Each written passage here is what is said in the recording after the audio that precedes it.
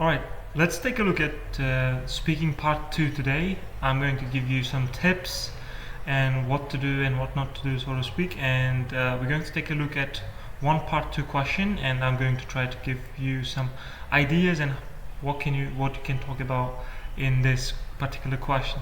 Now then, hopefully we can take a look at one or two part 3 questions as well, and I'll try to answer those questions. So let's start with some tips. First of all, my advice would be not to push the language. What I mean is, try to aim to speak naturally. Don't try to show it off. Some people, when they learn new words, they think if they use those high-level words, they'll be able to get high score, but that's not true.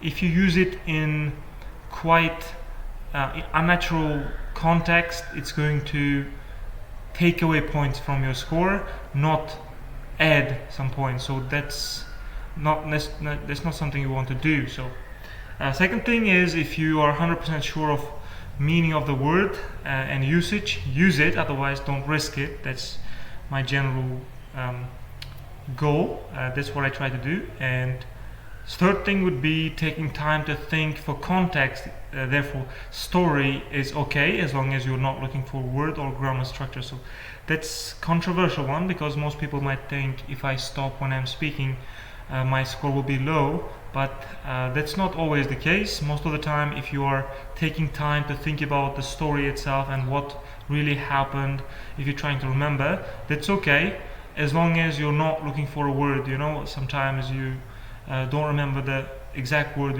you are looking for. Unless that's the case, it's perfectly fine. It's not gonna affect your score. So let's take a look at the question part 2. Energetic person. So describe an energetic person you know. So let's take a look at the bullet points, who this person is, how you know this person. Now this is what I usually do. I try to come up with as many ideas as I can, and I choose one of those ideas. For example, you can talk about family member, friend, colleague, neighbor, and so on and so forth. There are plenty of people that you can choose to talk about in this question. And second thing would be why you consider this person energetic. You can make up some story, but if you know actual person in your life who is very energetic and you want to talk about them, that's quite amazing, because that's going to sound more appealing and more convincing.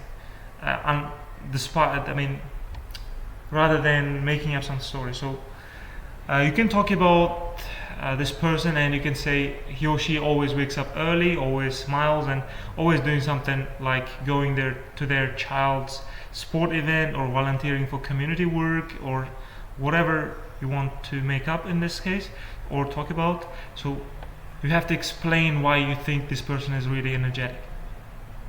How you feel about this person. In this particular bullet point, you can make some jokes, you can talk about some admiration you have for this person, or you could also say you look up to this person, but probably you could also make a joke like, I am jealous of this person because I'm not like them. When I wake up, I am very dreadful, I'm very tired, I don't feel very energetic, I don't jump off of my bed every morning, but this person seems to be doing that every morning, and that makes me jealous, so on and so forth. That kind of thing would make your speech much more interesting, I guess. So let's take a look at part 3 questions related to this. So physical work and robots. What's the difference between payment for mental work and that for physical work? Now, I would say most of the time for mental work, payment and salary tends to be much higher because of lack of professionals in this kind of areas, and usually, even though physical work is much harder, payment tends to be very low, because it's very easy to replace those workers. You don't have to have any university degree or anything like that, or qualification to do most physical work, but it's very demanding on your body. But regardless, most people are desperate for money and salary in that area of society, so they will be willing to do this kind of physical work, and that would be easy to find another worker to do this job. That's why I think payment for physical work tends to be much lower. Can physical workers receive higher salaries in the future? Now, to this question, my answer would be probably not.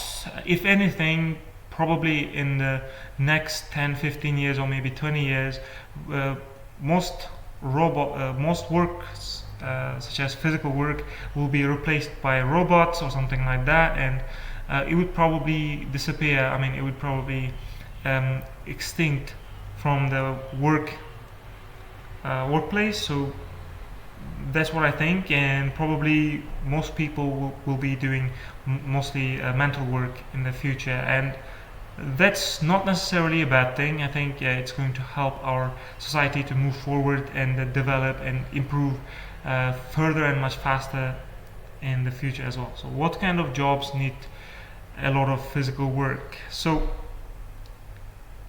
I would say these days the works that require physical work and strength is quite rare, and that tends to be usually in construction business and sometimes in factory jobs. They usually require physical work, but even those are step by step being automated, and so these days it's difficult to pinpoint or say specific job that requires a lot of physical work. So rest of the questions you can practice on your own, and if you have any other questions or any requests for future videos, you can leave a comment. I will try to do those in the next one. So see you on the next video.